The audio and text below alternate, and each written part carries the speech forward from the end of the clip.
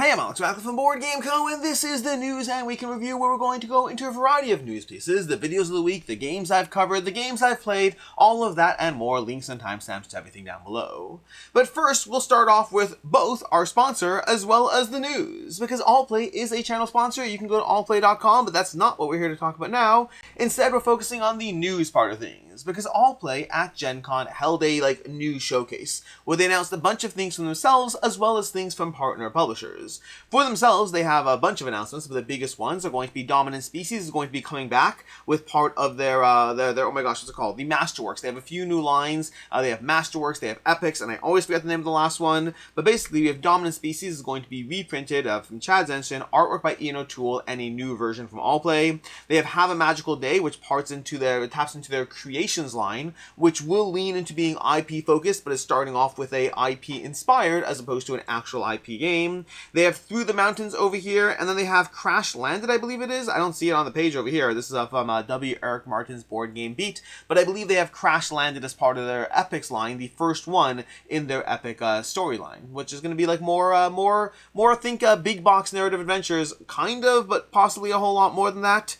That's from Allplay. From their partner publishers, there were a bunch of things. They had Flamebound from A Carbon Alchemy was announced, the next game in the Flamecraft series.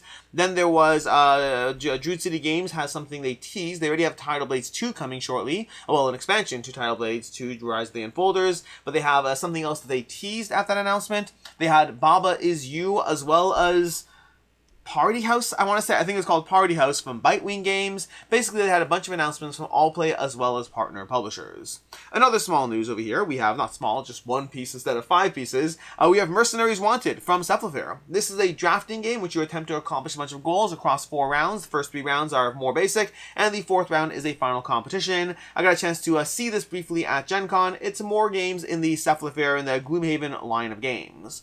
Then in more news stuff, we have a few things. We have over on Board Game Wire, we had a few articles. Welcome to Gen Con. Top 74,000 attendees. A nice little chart showing their attendance. That giant dip down to 0 is because they had no Gen Con for a year. Something that people didn't think would ever happen. It's one of those, I remember the first time that I found out things were being canceled because of COVID. It was a surreal moment. You're like, you mean no one's going to school? Everyone's staying home? We can't see each other anymore? We can't talk to each other? Everything is shutting down? Vacations are being canceled? Flights are being canceled? It was a weird timeline. It still feels surreal to this day to realize that the world kind of shut down all around us. And then you see a line like that and you're like, oh yeah, that happened. It took a few years for Gen Con to surge past pre-COVID attendance, but it has now done so successfully. They are doing plans to expand as way the halls are going to be structured. If you go to Gen Con, they'll be expanding out into, I want to say, halls A through D, I believe it is. They're going to be expanding into the vendor hall and then possibly pushing more events and playing over to Lucas Oil Stadium. So they'll have all of those things. Basically, Gen Con is growing. They can't grow out of the building, so they have to be creative as they continue to do so.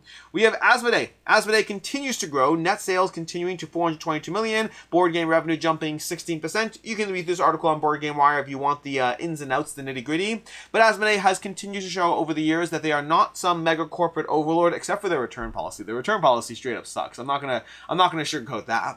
Outside of the return policy, which straight up sucks, everything else does seem to be Asmodee building up the industry for its own bottom line. I'm not pretending they're nice about it, but they're doing so in a way that is, hey, we make money and we make good games and we license out licenses and we just kind of give you more stuff to be excited about on a regular basis. They seem to be doing a good job overall there and keeping people happy, and they continuously put out games that are, well, fun to dive into. And then we have, in worse news, we have a Russian missile striking a Ukrainian, the Ukrainian publisher of Catan, Exploding Kittens, etc. They had 200,000 games vaporized in a missile that hit their warehouse. Fortunately, no one was hurt in the actual incident itself, but it definitely put a bit of a damper on their ability to function. They've already started a crowdfunding, to try to go ahead and in some way get some sort of it's a ton of money. It's like, I think they estimated at $670,000 estimated as lost. 200,000 board games gone with a single missile. There are many jokes you can make about how losing all the Exploding Kittens is not that much of a loss, which they are funny jokes, but they ignore the reality of how lots of people like the game, and this kind of sucks for the people who lost their game. So, war is bad, again. Anyways, that is what we have for the news pieces. There's a ton more, by the way. There's a ton more stuff that came out of Gen Con. I wasn't trying to focus on absolutely everything from Gen Con because there would be too much to cover. You could do a full dedicated video just on the various Gen Con announcements alone. But with that said, we're going to go ahead and dive into the videos of the week. It was a relatively short week in general with travel weeks. I try to put up a few less videos just to keep the pressure off on my end. But we had a Gencon Haul tour going up this past Saturday. So instead of a regular week in review, I did a kind of a showcase of the Gencon Haul. If you watched that video and you found it amusing or irritating that at the end of every segment the audio cut out for a second as like every clip basically ended a quarter of a second early.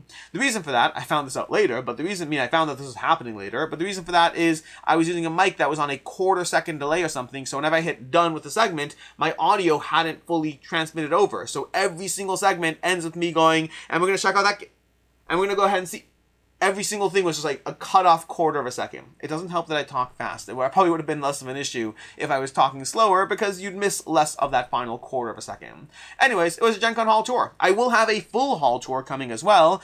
This is kind of my like, hey, here's my day one kind of situation, but I did have a chance to, on a different day, do a full up and down the aisle showcasing absolutely everything in 40 minutes. So, 40 minutes only take you so far, but if you kind of want to get a sense of everything on the floor with me talking nonstop for 40 minutes, that'll be coming soon as well.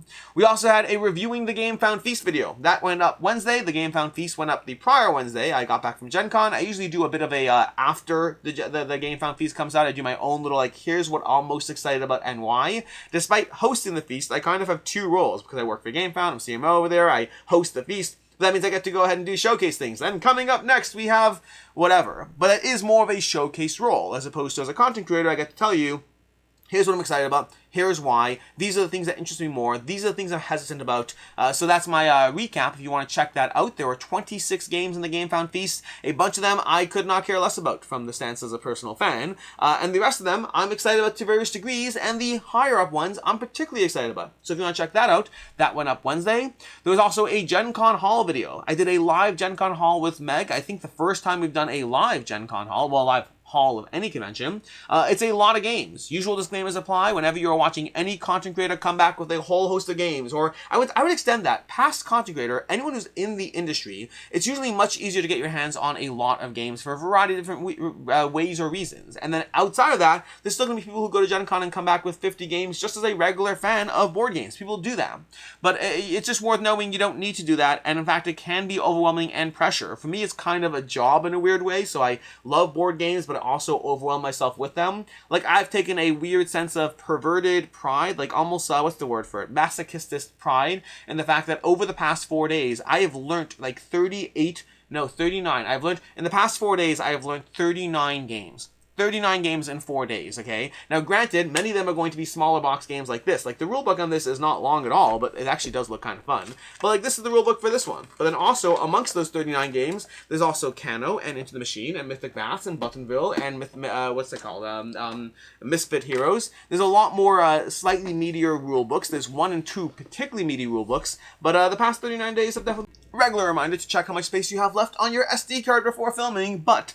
Where was I? I think I was saying something along the lines of the Gen Con Haul. The Gen Con Haul. Lots of games, but, take it all with a grain of salt, especially if you're watching any content creator come back with stuff. But past that, it was a fun live video. Thanks for joining if you did. I appreciate you being here. I should do more live videos. I used to do them weekly, and, I think over the past year, my life fell apart from a sense of balance, and I think the cats are responsible for that, honestly. I think getting 3 cats kind of messed me up in a way, but they are fun. I do like them. Anyways, that was Wednesday, which brings us to Friday. Friday, we had a week 1 vlog. This is something I actually started doing last year, and going back to the cats messing things up, I kind of started doing this shortly before I got cats, doing a vlog every week. And I did it for maybe 5 or 6 weeks, and then just, again, I got cats and things fell apart, so I'm trying to pick that up again. So right now, we'll see how long it lasts. I'm not putting any pressure on myself. I will do it as long as it is fun to do, which might be a week, it might be a month, well, it's more than a week because I'm already almost finished week 2, but it might be a few weeks, it might be a few months, it might be something that just shows up here and there. I just think it's fun to have a kind of look behind the curtains to a degree, slightly more personal things, goals I'm setting for myself. I enjoy that. So enjoy the weekly vlog. The first one went up this week. The next one will be focused on all the games I've been learning since Gen Con. That's the next vlog segment. Anyways, that brings us to the videos I've covered this past week. It was a light week as far as the games I've covered this past week. It was a light week as far as games covered. I had a 10 solo gameplay going up on Sunday. I did that because there's a new announcement for the new 10 expansions. So I figured it was time to go ahead and do a solo Sunday video of that. There's also previews for Gheos, one of those things, Real Rivals, and then Lords of the Manor were 3 different previews with technically 2-in-1 video that went up this week. And with that, we go to the games I've played. I've been playing a bunch of games. This is a small smattering of games I've played. I've been continuing to dive into Bunny Kingdom Town. It's one of those games that's in a weird place for me. Like I'm playing it a lot on BGA. I played it a bunch in person with the regular game, but then since then I think it's become a BGA game, which makes it easier to get rid of. My hands, oh my gosh, oh my gosh. Anyways, Bunny Kingdom Town. I've still been enjoying it. I think Bunny Kingdom is still ultimately the much better game, but Bunny Kingdom Town does provide a nice kind of tenseness of similar kind of feelings as far as how you build things up versus the different ways you can score points. I think they did a relatively good job, but ultimately it's still inferior to its original big brother. Then I played some Forbidden Legacy. I'm currently 2 games deep. I hope to be playing a lot more of it, and maybe if I'm lucky, I'll have a review for you within a week or so, but I do want to kind of go through it, but also if I have a bunch of losses, I may have to adjust and adapt. But for right now, I do plan on diving more into Forbidden Legacy and letting you know how it goes. Then there's also The Seekers. I had a chance to play The Seekers at Gen Con. The Seekers is a mind management kind of style game. It's from Jay Cormier from Off the Page Games, but it's actually from their, I think, what's it called? Something Unbound or something. They have a new imprint, a new studio kind of with a different name, and The Seekers is one of the first games, or the first game in that line. It's aiming to be mind management, but slightly more accessible, making it easier to dive into. I don't think it replaces mind management, but I did enjoy it. I think I'd rather play mind management, but I do like the art of The Seekers, and it is a fun time. And there's also Enchanted Ivy. Enchanted Ivy still continues to be delightful. I'm slowly going through all of it. I should have a 12x12 review for you at some point. Oh my gosh, also I'm going to throw in Cascadia Alpine Lakes. Got a chance to play that at Gen Con as well with a group of people. I am looking forward to diving into that one solo. This is the problem. Like I mentioned the whole Gencon Haul and how it's fun to come back with a lot of games, but it's also homework. Part of that is this. Like I kind of want to play Cascadia Alpine Lakes, but also then I have the pressure of but I could be playing all these other things that I need to do content for as soon as possible so I can get them off my review plate, so to speak. So balance in all things. We will figure it out slowly but surely. And with that, we bring us to today. Today there are going to be a few things. We should have going up, this video, obviously, there'll be an Ascension gameplay. So if you're looking for Ascension Lord of the Rings, there'll be a gameplay of that. And then there'll be a review of Kingdom Crossing from Pandasaurus going up as well today. Next week, I have no idea, frankly. I haven't looked at my calendar for next week. I am still playing catch-up from Gen Con. There'll be a bunch of videos. I assume I will have slightly more than usual as far as reviews, as I attempt to get ahead of the curve on all of those Gen Con games. But there'll be a bunch of other things to mix it up, including there'll be a Week 2 vlog going up, probably on Friday. We'll see, covering my foray into all the Gen Con games. And with that is basically everything. Brings us to the games on the table. As usual, these are a bunch of games I hope to be playing this week. These are all Gen Con games. None of these I have played yet, but we have Pop Art. Really looking forward to playing this one over here. We have Glorious Guilds of Buttonville. Looks fun, accessible, looks very Citizens of the Spark / Dominion-esque, but with a lighter target audience in mind. We have Misfit Heroes, which looks very charming. I could love it. I also could hate it. I'm worried I'm going to bounce off it, but I am kind of excited for it. We have Kano over here is it from Matago? I think it's from Matago. Where's the publisher on the box? It's Matago. It's a Matago title over here.